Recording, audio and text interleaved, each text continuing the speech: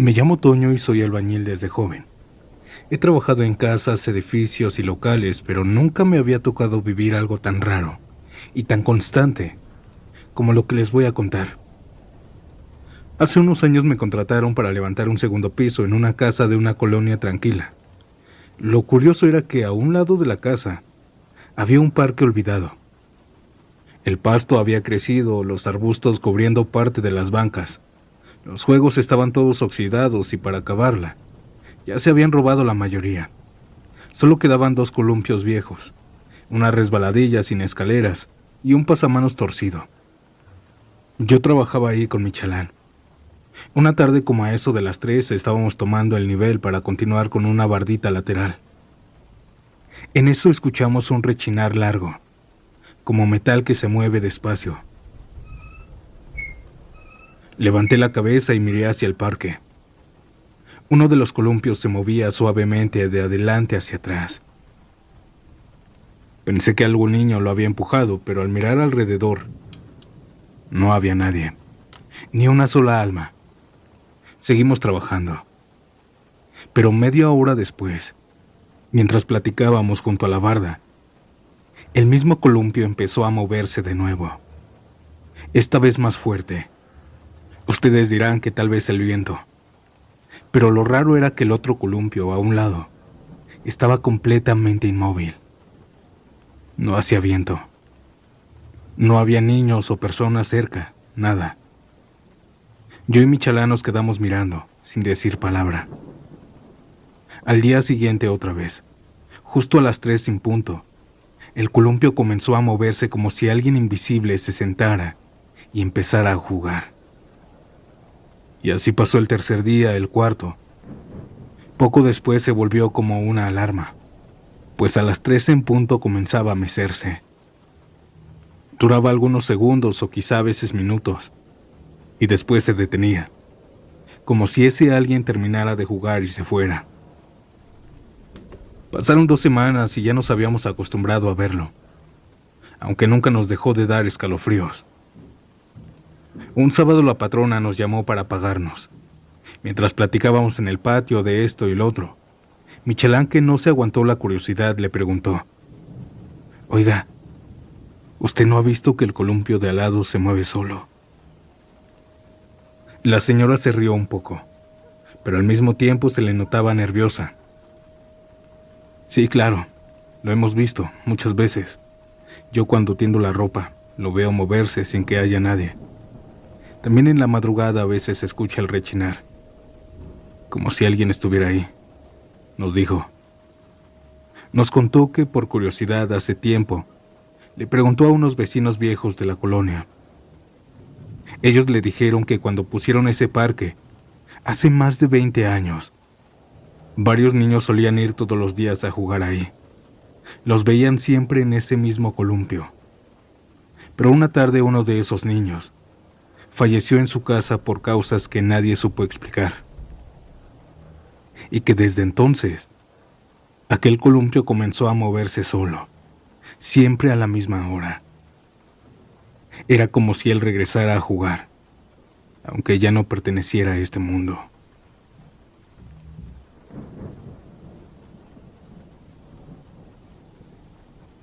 Audiencia, buenas noches, ¿y qué les pareció el relato con el que comenzamos este nuevo episodio?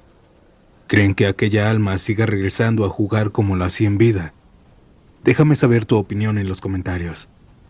Ahora vayamos con una experiencia mucho más fuerte, así que si le temes a las brujas, te recomiendo saltártelo. Mi nombre es Santiago. Continuamos.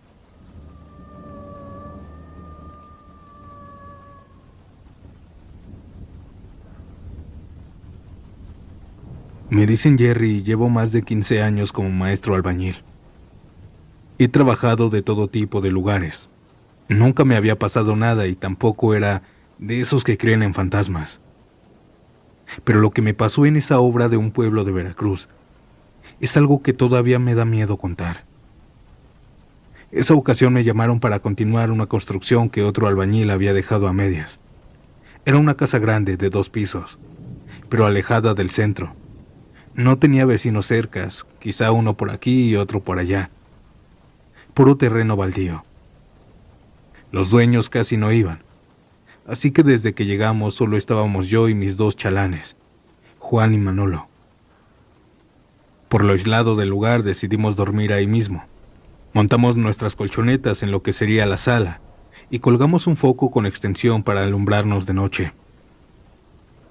La primera semana fue tranquila, hasta que una noche mientras cenábamos, empezamos a escuchar cómo caían piedras contra las paredes y en el patio.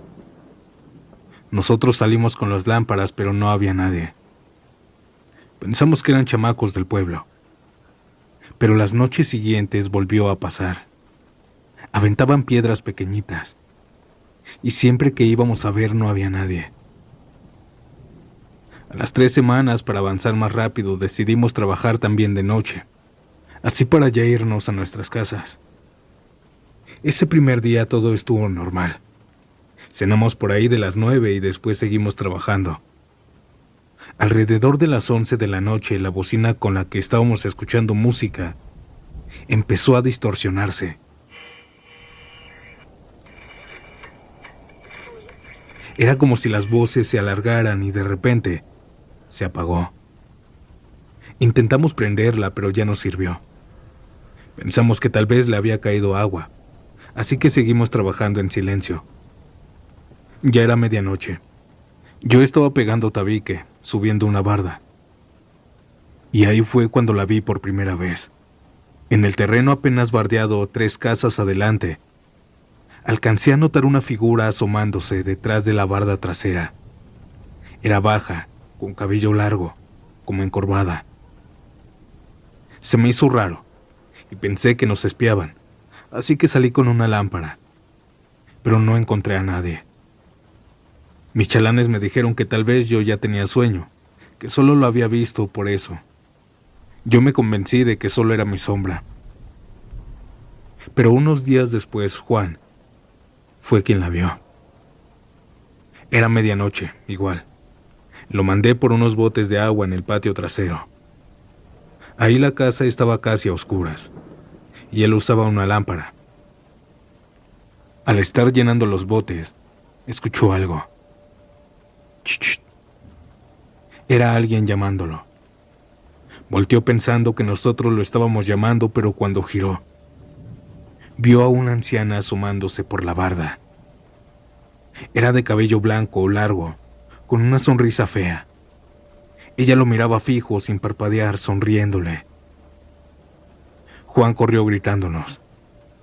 Cuando me contó esto, su descripción coincidía con la silueta que yo había visto días antes. Los 3 salimos pensando que nos íbamos a encontrar a alguien, o alguna escalera que usaban, pues las bardas estaban ya altas. Pero nada. Después de esa aparición comenzaron a pasar más cosas. A veces en plena madrugada, mientras dormíamos, escuchábamos cómo movían las herramientas en la bodega.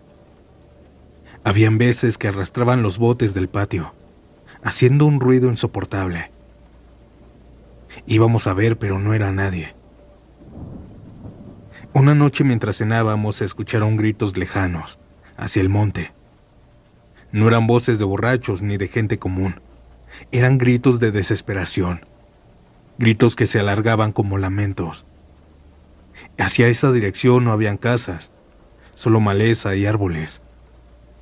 Sin embargo, nadie fue a revisar. No tuvimos el valor. Lo peor fue un jueves. Pasando la medianoche, nosotros ya estábamos acostados. Estábamos a punto de dormir cuando escuchamos un aleteo enorme, pesado, que dio varias vueltas sobre la casa y de pronto cayó sobre la losa, con tal fuerza que la estructura vibró. Salimos al patio con las lámparas y vimos ahí una sombra enorme en la azotea. Parecía un ave gigantesca, pero no distinguíamos detalles. Más o menos su tamaño era como de un tambo. Solo vimos cómo extendía una vez más sus alas descomunales y se elevaba hacia la oscuridad, hacia el monte. Nosotros nos quedamos en silencio, hasta que Manolo dijo algo. Creo que son brujas. Al escuchar esto nadie dijo nada ni tampoco se rieron. Los sucesos paranormales siguieron, los botes, las herramientas, las pedradas. Pero la última noche que pasamos ahí fue una de las peores también. Estábamos trabajando colando una columna a medianoche. Manolo revolvía el cemento, Juan los acarreaba mientras yo recibía los botes en el andamio. Estábamos de lo más normal cuando de pronto otra vez la bocina se empezó a distorsionar. Y después se apagó. Empezaron otra vez las pedradas. Me asomé por la barda, pero no se veía nadie quien las arrojara. Giré para ver si mis ayudantes salían a revisar, pero estaban igual de tensos que yo. ¿Quién será?, les dije. Nos quedamos en silencio, sin movernos. Y fue entonces cuando escuchamos un chuchut justo detrás de nosotros. Y ahí estaba ella. Aquella anciana se asomaba por una barda de atrás. Su rostro estaba iluminado por la luz amarilla del foco que estaba ahí. Tenía una sonrisa horrenda. Sentí que las piernas se me aflojaban. Por la impresión di un paso hacia atrás y caí del andamio, hacia un montón de arena. La mujer al verme en el suelo se agachó de golpe y desapareció. Los tres la buscamos por todo el perímetro, pero como siempre, no había ni una huella, nada de ella. Ni siquiera sabíamos cómo se subía. A la mañana siguiente le dije al dueño que no podíamos seguir porque me había lastimado con la caída. Pero la verdad era que ninguno de nosotros quería quedarse un día más ahí. Hasta hoy recuerdo aún esta historia como si me hubiera pasado ayer. Esto fue todo. Buenas noches, audiencia.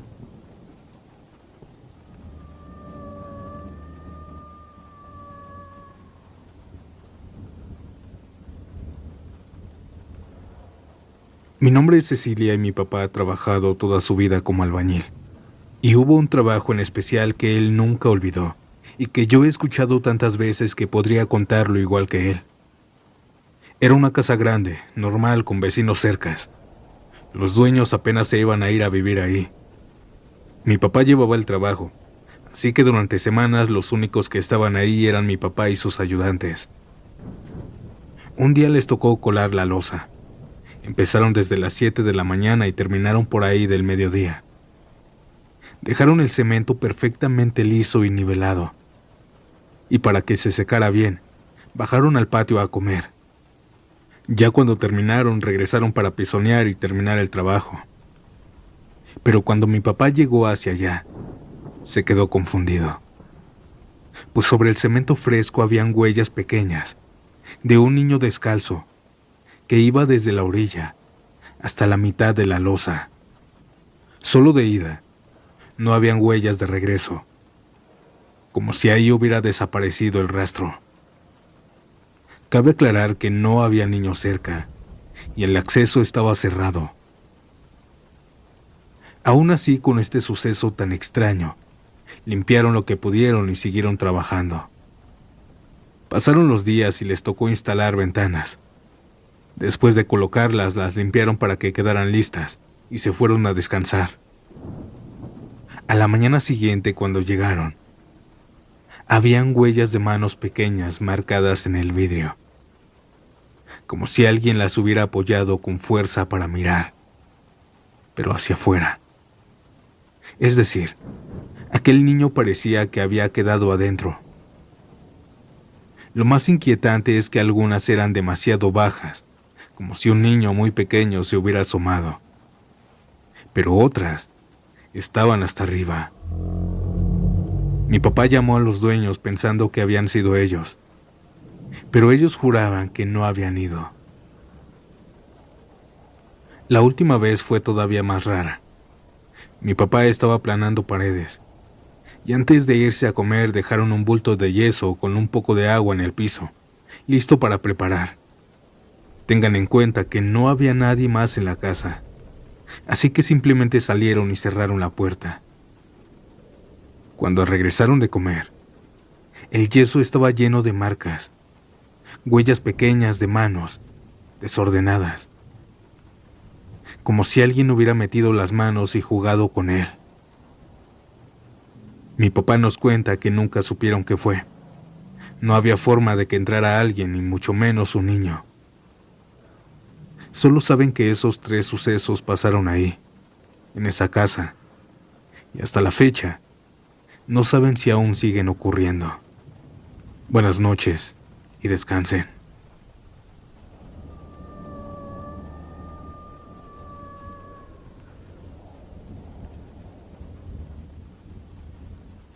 Me llamo Mario y esta historia me pasó hace muchos años cuando empecé a trabajar con mi papá. Me llevaba cuando necesitaba ayuda o cuando quería que aprendiera el oficio. Ese año recuerdo que yo estaba de vacaciones, así que estuvimos como 2 semanas en una preparatoria de la comunidad. El trabajo no era pesado, más que nada era resanar algunas paredes y reparar cosas pequeñas. La escuela a veces no estaba sola. Iban algunos maestros o a veces personal de limpieza. Esa ocasión era un sábado, más o menos como las 10. Yo estaba en una esquina reparando una pared, cuando le dije a mi papá que iba a ir al baño, que ahorita venía. Me dijo que sí, que no tardara. La escuela estaba silenciosa, no había nadie, ni maestros ni personal de limpieza. Caminé por el pasillo con el eco de mis pasos. El baño estaba al final, y al entrar me fui directo a uno de los cubículos. Mientras estaba ahí, escuché claramente que alguien más entró. Primero fue el chirrido de la puerta, y luego el golpeteo suave de unos zapatos. Pronto después pude ver a la persona. Era un hombre. Era alguien uniformado. Lo vi por ese espacio de abajo. Parecía algún alumno. Esa persona entró al cubículo de al lado y cerró la puerta. Me quedé callado, esperando escuchar algún ruido, pero nada. Yo salí rápido. Me fui a lavar las manos en los lavabos que estaban al frente de los cubículos y por puro instinto miré hacia el espejo. En el reflejo se veía la fila de cubículos y la puerta donde ese niño había entrado estaba completamente abierta. No había nadie. Sentí un escalofrío que me recorrió desde la nuca hasta los pies. Regresé con mi papá y le conté lo que vi. Me dijo que seguramente era algún maestro. Pero cuando le dije que era un alumno, solo se me quedó viendo. Esa ocasión buscamos quién podría ser, pero la escuela estaba completamente vacía. Ya como a las 3 comenzaron a llegar los maestros. Pero esta no fue la única experiencia paranormal. Unos meses después, mi papá consiguió otro trabajo, pero este era algo lejano de nuestra casa. No nos daba tiempo de ir y venir todos los días. Así que el padre de la parroquia donde íbamos a trabajar nos ofreció quedarnos ahí mientras durara la obra. El primer día llegamos temprano, como a eso de las 9 de la mañana. El lugar era grande pero muy viejo, con las paredes manchadas por la humedad y un olor constante a madera y cera. El padre nos recibió muy amable. Nos mostró dónde guardaríamos nuestras cosas y dónde podríamos dormir. En el piso de un salón, con colchonetas y cobijas que nos prestó. Empezamos a trabajar enseguida. Era un día caluroso, y hasta bromeábamos con que las paredes parecían sudar. A las 5 de la tarde el padre se fue. Nosotros terminamos alrededor de las 7 y salimos a cenar a un puesto. Volvimos tranquilos, platicando y riéndonos de tonterías. Adentro el silencio era más pesado. La luz de los focos era tenue y además se escuchaba cada paso que dábamos. Nos acostamos en las colchonetas. Afuera el pueblo parecía dormido. Serían como las 3 de la mañana cuando me despertó el sonido de los perros ladrando. No era un ladrido normal, era agresivo. Mi papá también se despertó. ¿Oyes eso?, me susurró. Pensábamos que tal vez le ladraban a alguien. pero de pronto la puerta de la parroquia empezó a jalonearse con fuerza, como si la intentaran abrir. Me levanté por instinto, pero mi papá me detuvo. Le dije que tal vez alguien necesitaba nuestra ayuda. No, no te acerques, me susurró. En ese momento lo escuchamos. Un alarido, un llanto largo, arrastrado, el lamento de una mujer. Era la Llorona. No la típica que oyes de lejos. Esta se escuchaba ahí afuera, justo al frente de la parroquia. Me dio mucho miedo. Yo estaba temblando y mi papá solo murmuró: no hagas ruido. Nosotros nos quedamos así, en silencio, hasta que el lamento comenzó a alejarse poco a poco. Al amanecer el padre regresó. No le dijimos nada, pero en el pueblo ya se corría un rumor. Esa misma madrugada, un bebé de una casa cercana había fallecido. Los vecinos decían que la Llorona se lo había llevado y que no era la primera vez que algo así pasaba ahí. Hasta hoy, cada vez que escucho perros ladrando de esa forma en la noche, no puedo evitar recordar aquella madrugada en la parroquia. Esta fue mi experiencia, audiencia. Que descansen esta noche.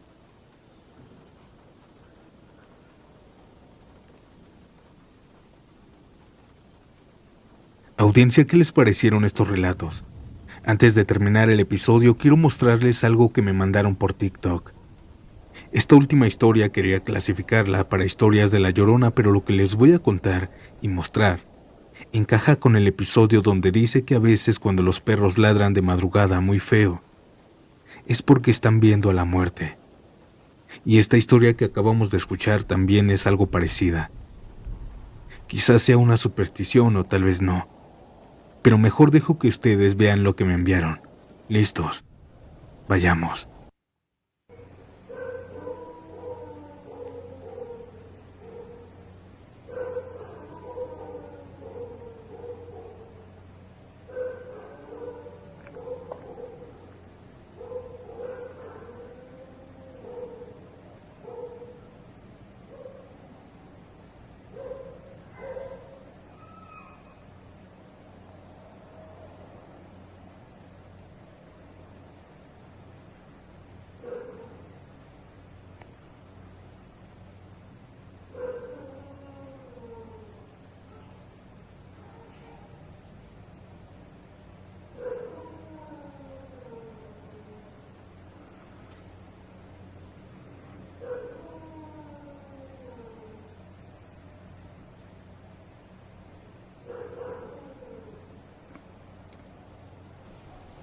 En el video que acabamos de ver se alcanza a escuchar un llanto, pero lo más alarmante fue el mensaje que me enviaron. No sé si sea casualidad, pero ese día fallecieron 2 vecinos con 2 días de diferencia cada uno. ¿Ustedes qué opinan, audiencia? Déjamelo saber en los comentarios. Y bueno, esta noche fue todo. Nos vemos pronto en un próximo episodio.